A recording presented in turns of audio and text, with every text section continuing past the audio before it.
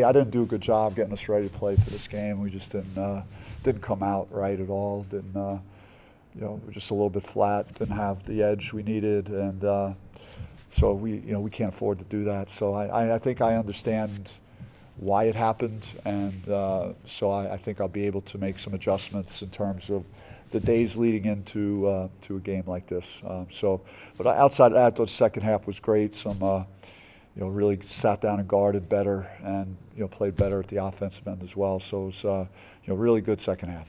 What do you like about Joe Son coming off the bench? Because obviously you played that way the last 6 games, as good as he is, and just having him come in. I know people get hung up with that, like who starts and stuff, but he's basically a starter. I mean, he's going to play 30-plus minutes. He was in the game tonight, I think, within like 2.5 minutes or so. That's going to be the norm. And I don't know who it's going to be that will come out, but someone will.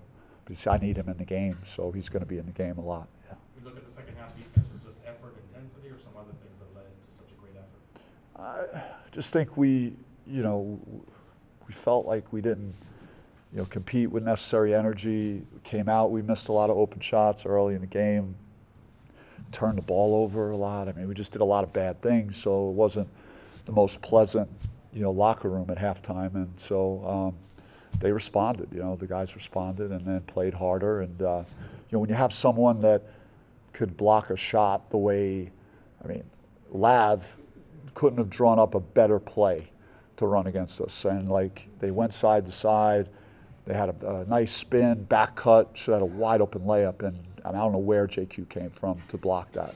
When you have someone on your team that could do stuff like that, it's just, it demoralizes your opponent a little bit, and it intimidates your opponent, and that's why he's special.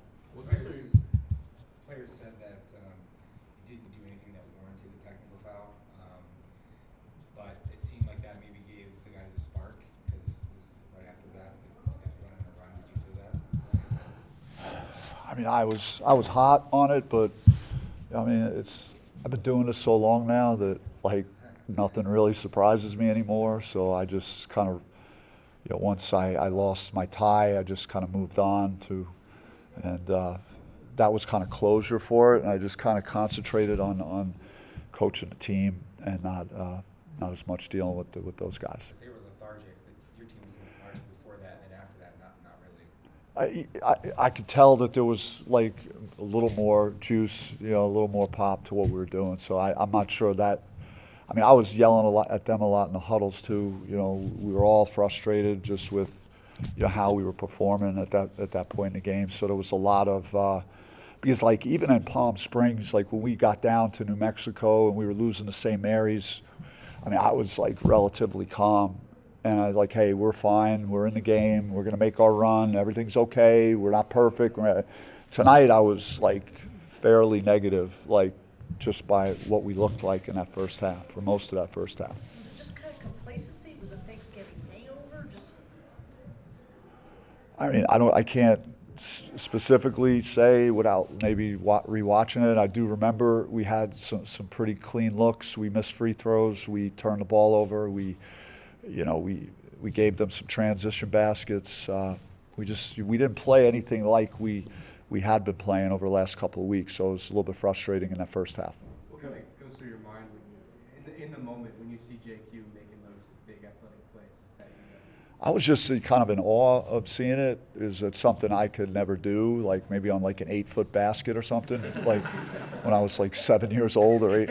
But it's like even his block in the first half when he like fell down and then got up and blocked. I mean, it's scary, like his timing and his instincts and his mobility for someone so big. How well have you seen the 3 freshmen work together? Yeah, So far this I liked that they were in the game together. It was like it coincided with like a really good stretch that we had at both ends of the floor. So it was nice that we had the opportunity to get Amir involved with JQ and Joe. And Joe was making plays on offense. JQ was dominating the paint and blocking shots. And Amir just impacted the game in a number of different ways. Didn't really shoot it great, but he did some other things well.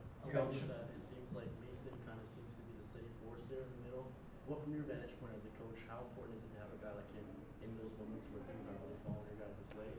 help the freshmen, especially too in this? He's a very stable guy, very stable, played a lot of basketball. I sleep good at night knowing he's going to be dribbling the ball down the floor. He just takes command of the team, runs the team, understands everything we're doing, and can make plays. He's a guy that's proven over our initial stretch here that down the stretch he's a guy that we could go to late in games to make a shot and certainly knock down his free throws. You mentioned it's only going to be 2.5 minutes that Joe Son isn't in the game to start. Yeah. But what is the key to getting the offense clicking in those first few minutes without it? I wouldn't say that there's a pattern that's developing and us not playing well right away. I think tonight that happened certainly. I'd have to go back and look at a bunch of these games, but I don't think that something needs to be changed or done a whole lot different. We didn't respond well to, and I don't know, and again, I took the hit because I said I didn't prepare them right, because I didn't, there are things I could have done in practice leading into this that we wouldn't have looked like we looked in the first 8 minutes, and I was too nice to them, and I'm not going to do that again. Bashir mentioned that you guys had a couple of days off before this game, and that you just kind of spoke a little bit about wanting to change things heading into games when you have time.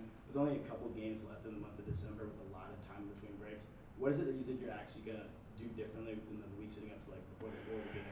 Yeah, I was more saying what I did yesterday and on Sunday to get us here. Those are the most crucial days, and Sunday was too light, and yesterday was too light, and we were not ready. And I think put too much into my head about just what New Mexico and St. Mary's back-to-back might have taken out of us physically. So that's on me. But I think, when we had the big break of 8 days going into New Mexico and St. Mary's, we were ready to play those games. So we'll have now 11 days, and I've already put together a plan of how we're going to attack the next 11 days. It'll be a mixture of taking care physically, refreshing some guys that are banged up, getting our legs back, mentally refreshing a little bit, and then really getting after it on the practice floor to start getting ready for that game. Finish up with Michael. Coach, obviously we talked about defense, talking about Jaden's blocks, but when he gets going like that, and the defense starts running like you said after the first 8 minutes of the first half, but do you feel that even helps the flow and just keeping the ball moving on offense as well too? Well, his activity, the deflections, the blocks, we could get out in the open court maybe and get some easier baskets and not have to just stay in a half-court game. So if we could just do that more, and in the second half we did that. We not only JQ, but I think everyone was more active on the defensive end. All right, thank you. Thanks, guys.